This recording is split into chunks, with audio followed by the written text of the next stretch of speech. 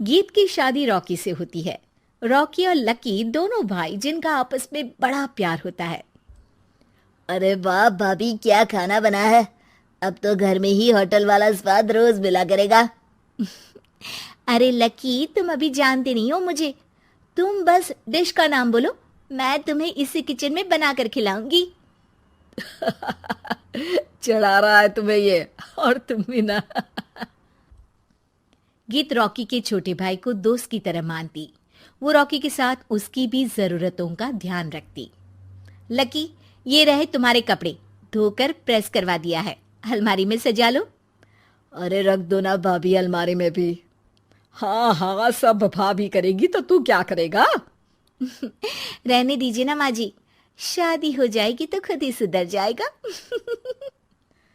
अरे रहने दो यार, तुम दोनों मेरे कपड़े यहीं पे रख दो। एक कपड़े अलमारी में रखने को क्या बोल दिया, शुरू हो गई। एक दिन, रॉकी सुनिए ना, कल जल्दी आ जाना, मुझे मायके जाना है, या सुबह छोड़ दीजिए और शाम को लेकर आ जाना। अरे नहीं नहीं, कल तो बिल्कुल पॉसिबल नहीं है, कल मीटिंग है। तुम लकी के साथ चली जाओ ना, और उसे कह देना कि शाम को लेकर भी आ जाएगा। लकी भाभी को लेकर मायके जाता है, शाम को लेकर भी आता है। आते वक्त, लकी, तुम्हारे लिए मैंने एक लड़की देखी है, बहुत सुंदर है। अच्छा, क्या बात है भाभी, मुझे भी दिखा दो, और उससे भी पूछ लो कि मुझसे शादी करेगी ना। इतनी सुंदर होगी तो मुझसे क्यों शादी करेगी भाभी। अरे वाह, क्या बुराई है तुम में, इतने अच्छे हो दिखने में। हाँ, बस अपनी भैया से थोड़ा कम हो। हाँ भाभी, आपको तो भैया से अच्छा कोई लगता ही नहीं है। लकी, तुम्हारे भैया हैं ही लाखों में एक। रात में दोनों घर आते हैं, लेकिन थोड़ी ही देर में उनके घर रॉकी की मौत की खबर आती है। हे भगवान, ये क्या हो गया। मेरा बेटा मुझे वापस कर दो। सब मिलकर माँ और गीत को संभालते हैं। एक दिन, गीत बेटा, अब तो रॉकी रहा नहीं, तू देख ले अगर मायके जाना हो तो। गीत कुछ नहीं बोलती और कमरे में चली जाती है। एक दिन बुआ सास उन लोगों के घर आती है। अरे भाभी, किसकी नजर लग गई आप लोगों के घर में। मुझे तो लगता है कि इस लड़की के ही पैर ठीक नहीं है, तभी तो आते ही हमारे घर का चिराग खा गई। बुआ सास की बात सुनकर गीत को रोना आ जाता है। वो अपने कमरे में जाकर जोर जोर से रोने लगती है। लकी को ये सब देखकर अच्छा नहीं लगता। बुआ क्या बोल रही हैं? किसी का जीना मरना ऊपर वाले के हाथ होता है, ना कि किसी के पैर पर। अरे देख लो भाभी, छोटा भी हाथ से निकल रहा है। ऐसा ना हो कि ये लड़की सबको आपके खिलाफ कर दे। तभी वहां गीत चाय लेकर आती है। लीजिए बुआ जी, चाय पी लीजिए। बुआ तो घर से चली जाती है, लेकिन सास के मन में गीत को लेकर नेगेटिव विचार भर जाते हैं। अब देख गीता, बहुत हुआ, यहाँ रहकर भी कुछ नहीं होगा। अच्छा होगा कि अपने मम्मी पापा को बोल के तुझे यहाँ से लेकर जाए। और गीत अपने मायके चली जाती है, जहां आस पड़ोस के लोग कहते हैं, अरे रे, बेचारी की शादी के 2 साल ही हुए थे, लेकिन पति नहीं रहा। सास ने भी घर से निकाल दिया। देखो भाई भाभी कब तक साथ रखते हैं। और शादी करा देनी चाहिए इसकी, तो उम्र ही क्या है इसकी। हाँ, लेकिन करेगा कौन। एक तो शादीशुदा, ऊपर से कलंक पति की मौत का।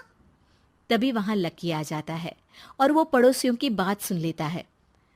लकी, तुम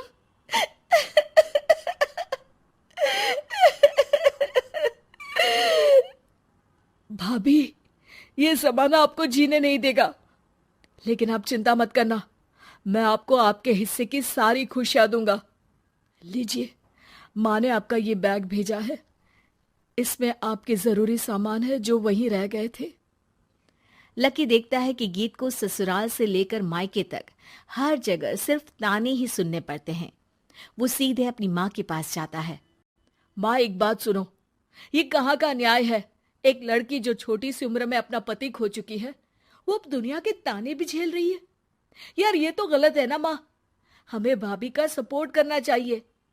क्या भैया होते तो भाभी को ऐसा देखकर दुखी नहीं होते? अरे देख लकी, ये समाज ऐसा ही है, और भैया होते तो गीत की ये हालत होती ही नहीं।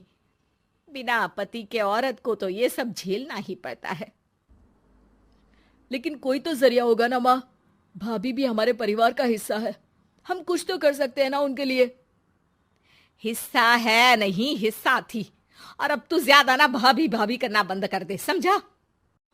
कुछ दिन ऐसे ही बीतते हैं और एक दिन लकी देखता है कि गीत उसके ही कॉलेज में पढ़ने आई है। अरे भाभी, आप यहाँ कॉलेज में कैसे? लकी, मैंने पढ़ने का निर्णय लिया है। शादी के कारण मेरी पढ़ाई को बीच में ही रोक दिया गया था, पर अब जब कुछ नहीं बचा तो मैंने सोचा पढ़ाई में ही मन लगाऊं।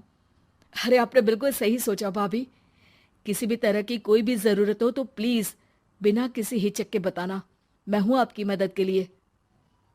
लेकिन कहते हैं ना, गीत की जिंदगी में सब कुछ बहुत दिनों के लिए ठीक नहीं रहा और एक दिन क्लास में, अरे ये विधवा है, इसकी तो शादी हो चुकी है। क्या बात कर रहे हो? हमारे साथ तो बैठकर ऐसे पढ़ाई करती है जैसे बच्ची हो। अरे बच्ची नहीं, बहुत शातिर है ये, किसी को नहीं बताया कि ये शादीशुदा है, वरना हम इसे आंटी आंटी कहकर पुकारते ना। अरे अब तो पता चल गया ना, आंटी जी, आंटी आंटी। फिर क्या, सभी गीत को आंटी बोलकर चिढ़ाने लगते हैं। गीत को रोना आ जाता है और वो क्लास के बाहर जाकर रोने लगती है। सामने से लकी आ जाता है। अरे क्या हुआ भाभी, आप रो क्यों रही हैं? तभी पीछे से एक लड़की आ जाती है। हे हैंडसम, इस औरत से ना दूर रहना, इसके प्यार में मत पड़ जाना, क्योंकि ये शादीशुदा है। हमारे साथ झूठ बोलकर हम जैसी ही रह रही थी। हाँ तो क्या गलत है? सही उम्र में तुम्हारे माता पिता तुम्हारी पढ़ाई छुड़वा देते तो आज तुम भी शादीशुदा ही होती ना। और इनका पति नहीं रहा, उसमें इनका क्या कसूर? अरे कोई अपने जीवन को नई शुरुआत दे रहा है तो तुम लोगों को क्यों मिर्ची लग रही है? अरे तुझे बड़ी दया आ रही है, कर लेना तू शादी।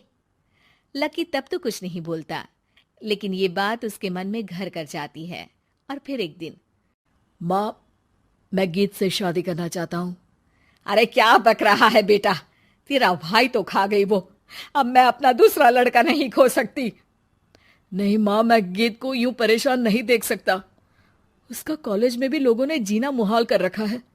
मैं उनसे शादी कर उन्हें फिर से इस घर की बहू बनाऊंगा। तुम मानती हो तो ठीक है, नहीं तो मैं घर छोड़कर चला जाऊंगा। अरे मुझे मंजूर है बेटा।